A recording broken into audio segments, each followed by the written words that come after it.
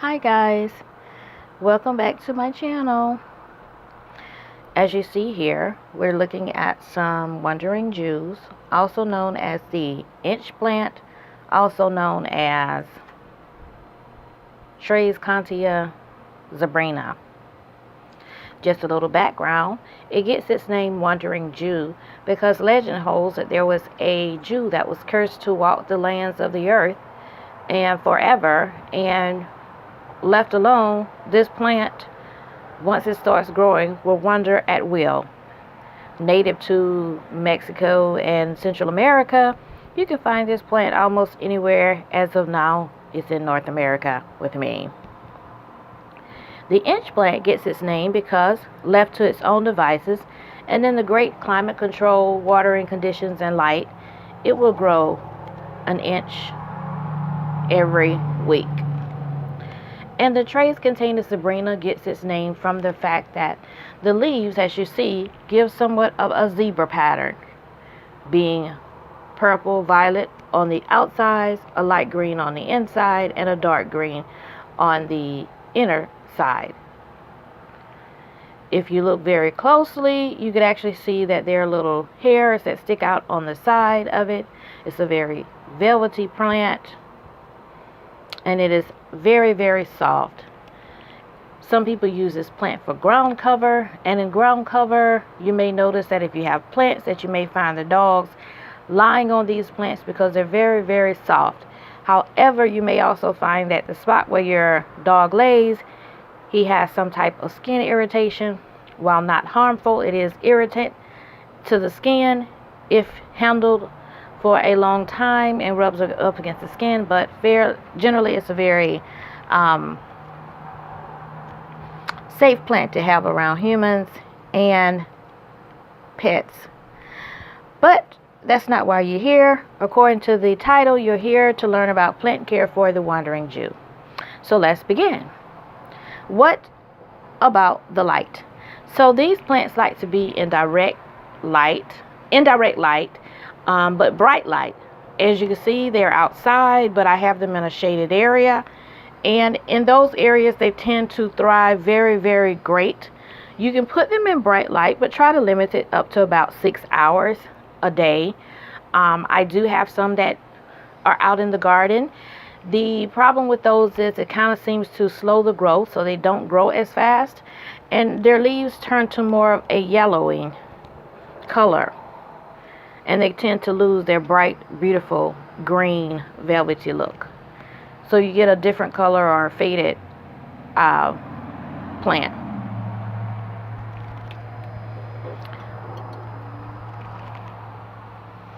When it comes to watering, these plants, as we said, are native to the wetlands areas and are found on rocks along lakes and rivers. And so they tend to like to be on the moist side with the water. However, they don't like to, don't really require a lot of water. So put them on a schedule. They like that. So if you want to schedule them weekly, every Monday they get watered. You could schedule them that way. Or you could give them a little pot that holds a little watering dish. And as you see, the watering dish will hold the water, and it'll soak through the roots as it needs.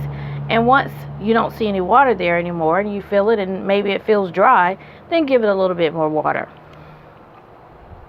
I water my flowers with rainwater. You can water your flowers with any water you choose, but I've noticed that if I give it rainwater and I collect rain in watering buckets, that it seems to do much, much better. As far as humidity, if you live in a climate like I do that is primarily humid, take heed to your plants. Sometimes they may look like they're a little bit droopy. Mine don't necessarily look that way today. They did look that way yesterday. And what I did, and I'll show you as well, what I did with that is I get a water bottle and I put some holes in the top here and I fill it with my rainwater, and I just give them a little sprinkle, a little showering on their leaves, just like they're playing in the sprinkler. We all got like a little sprinkle water sometimes. We all like to run and play in the sprinkler. So they do as well. As far as feeding, Now, feeding generally can be once every year, depending on what kind of plant pot you have your plant in and how fast they grow. You can feed them, once a year, once or twice a year when you repot them. Obviously, if you have them in a smaller pot, they're going to have to be repotted faster, whether you have them in a bigger hanging pot or whether they're just ground cover and they're pretty much okay, but do know they run pretty wild. What I tend to do to keep from doing that is I continuously propagate my flowers and then put them in multiple things. After all, we are a nursery, so we sell our flowers, but we tend to prune them a lot, and so they don't necessarily run over. As you can see though here, they are very beautiful, beautiful, beautiful when they do the ground covering inside, because it's just something beautiful to look at. As you can see, that foliage there is just so beautiful. What temperature do these plants generally like? Well, these plants, like I said, they're very versatile, so they like temperatures between about 50 degrees Fahrenheit, which is about 10 degrees Celsius, all the way up to about 80 degrees Fahrenheit.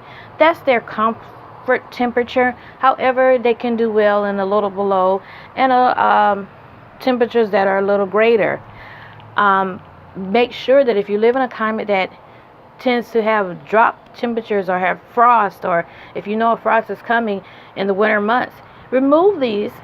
Take them inside, place them inside the home, put them in the garage, somewhere where they're shielded from the frost. If you cannot necessarily do that, you could always take like a bag, such as a trash bag, and put over them to try to shield some of the cold that is coming on them to survive. While these plants can survive all year round. You just have to take care of them properly. Frost and chill will do very serious damage to these plants, but they are very versatile, and generally with the tender loving care and patience, they can bounce right back. We talked about the repotting of the plants just a little.